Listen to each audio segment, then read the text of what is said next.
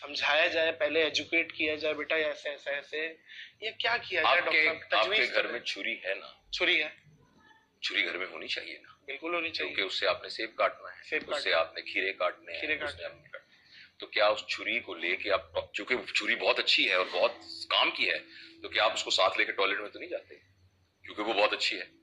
آپ نماز پڑھتے وقت یہاں تو نہیں لگا لیتے اس کو کہ بھائی چھری تو بہت اچھی ہے. ہاں چھری بہت اچھی ہے جتنا اس کا استعمال ہے.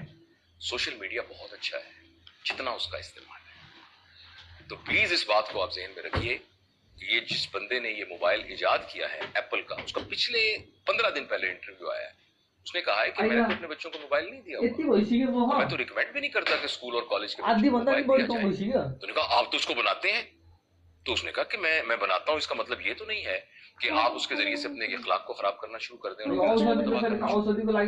جس پرپس کے لیے بنایا ہے, انہوں نے کہا آپ نے کس پرپس کے لیے بنایا ہے؟ اس نے وہ بات کی جو پہلے سے میرے دل میں تھی, اور یہ بات بہت غور سے سنی. اس نے کہا یہ جو ٹیکنالوجی ہے, طلسماتی ٹیکنالوجی ہے, یہ ہم نے بنائی ہے نمبر 1 کمیونیکیشن کے لیے.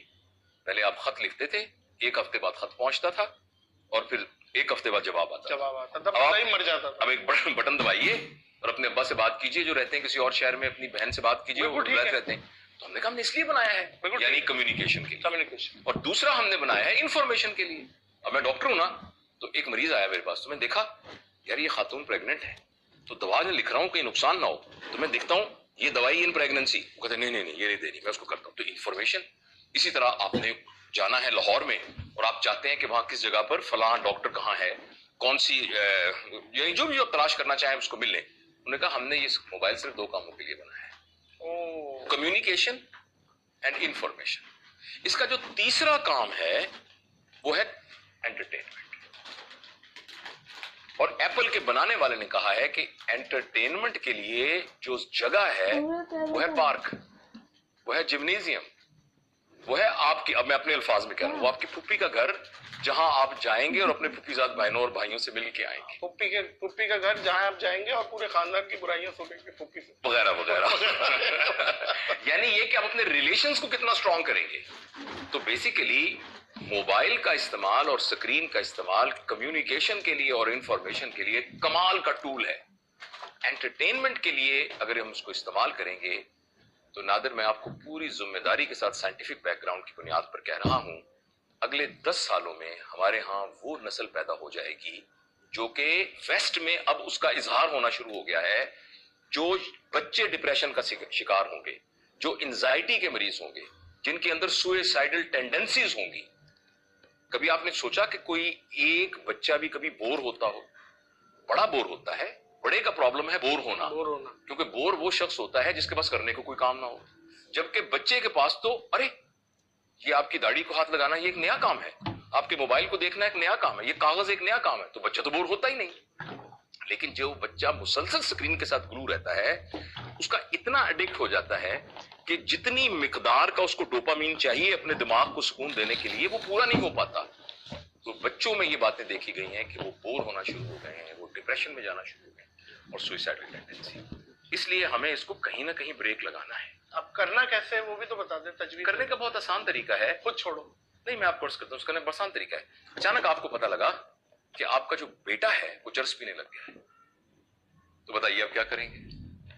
تو جو کچھ اس چرچ والے بچے سے کریں گے, ہاں سب سے پہلے تو اگر بڑا ہے تو کوٹ دیں گے پہلے تو والدین کا. لیکن پتا لگے گا کہ جو آپ کا بیٹا چرس پی رہا ہے نا وہ چرس اپنے چچا سے لیتا ہے, تو چچا بھی چرس پیتے ہیں, تو سب سے پہلے اپنے چچا بھائی کو کہیں گے کہ بیٹا بھائی تو بڑا آدمی ہے, ٹھیک ہے میری نئی نسل پہ تو رحم کر یار, یہ تو کچھ کرم کر. تو اس لیے میں یہ چاہتا ہوں اور گزارش کرنا چاہ رہا ہوں کہ جتنے ہم بڑے ہیں نا ہم اپنے اوپر کچھ پابندی لگائیں.